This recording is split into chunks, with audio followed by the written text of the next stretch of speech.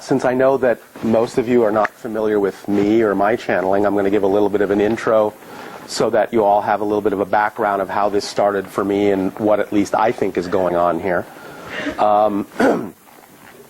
This whole adventure began about 33 years ago when on two different occasions in the same week I had two very close broad daylight UFO sightings with some friends of mine. First time about 150 feet away, second time only about 70 feet away. Both times an equilateral triangular ship about 20, 30 feet on a side. And after having seen something like that, I was real excited to find out more about the whole UFO thing. Because I obviously, like everyone, I'd heard about them, but I'd never seen anything like that before. So now that I did, I knew there was something going on. And I began to do a lot of research into UFO books and so on and so forth.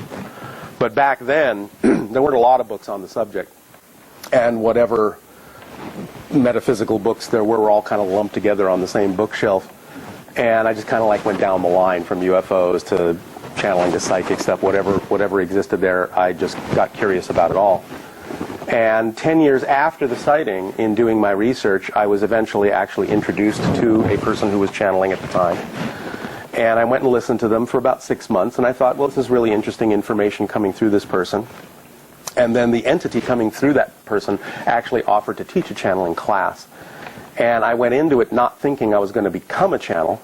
I just wanted to research it by being in the class, see how the class was going to go, and how something like that could even be taught. I had no idea how something like that could be taught.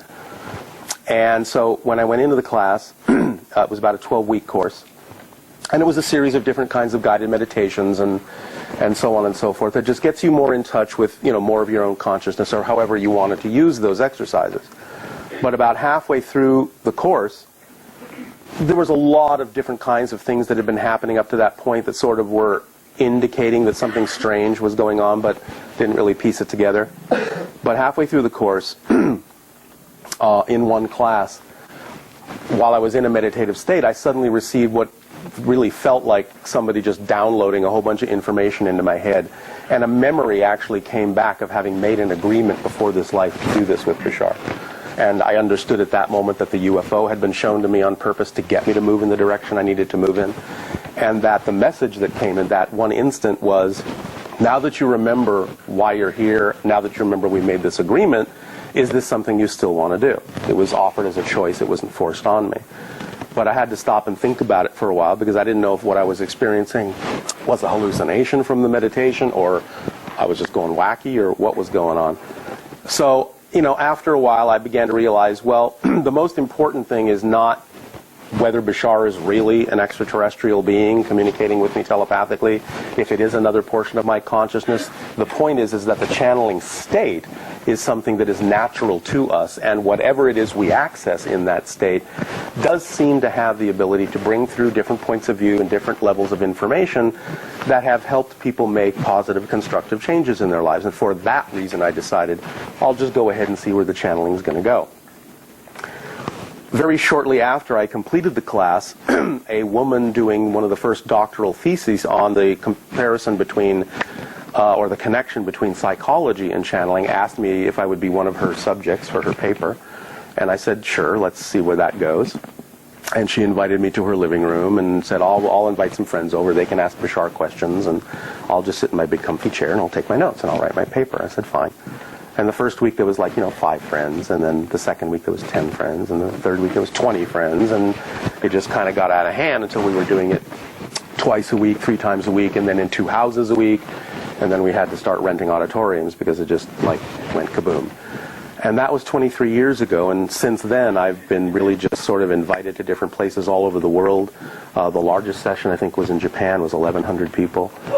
And I've just been doing it for the last 23 years wherever people have asked me to go.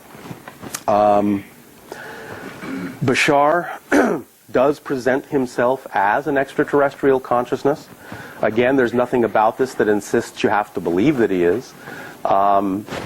It's really just about whether the information works for you or not. If it does, great, apply it in your life and get the effect.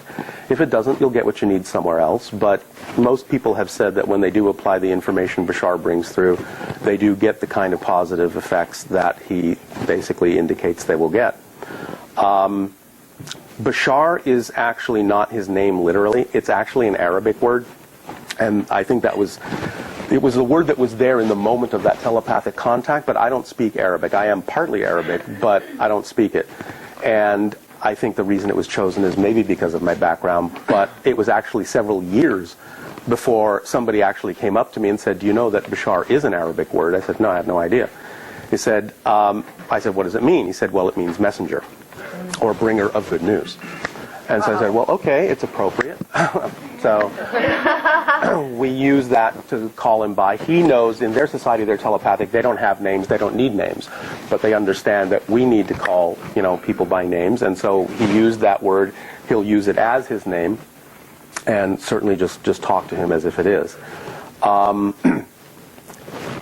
If he is, in fact, who he says he is, an extraterrestrial consciousness, then what this is really all about is not only for the purpose of sort of helping us along in our consciousness, in our evolution, but this is actually, from his point of view, the first stages of actual contact that will eventually result in literal physical contact with beings like him and other beings from other worlds. This is, as he said, how they do it. This is how they start. They use biological receivers, which are people. And they feel it's actually more efficient because we're already geared toward exploring other levels of consciousness. And so when we reach a certain level of experience, we kind of change our brain frequencies and they pick up on that and they start contacting back. They start giving telepathic information back to us. And for those that are either simply open to it, receptive to it, or trained to it, you'll start picking up on those messages and decide what you want to do with them. Obviously, I've decided to let it happen this way and play human telephone for Bashar so he can speak to you.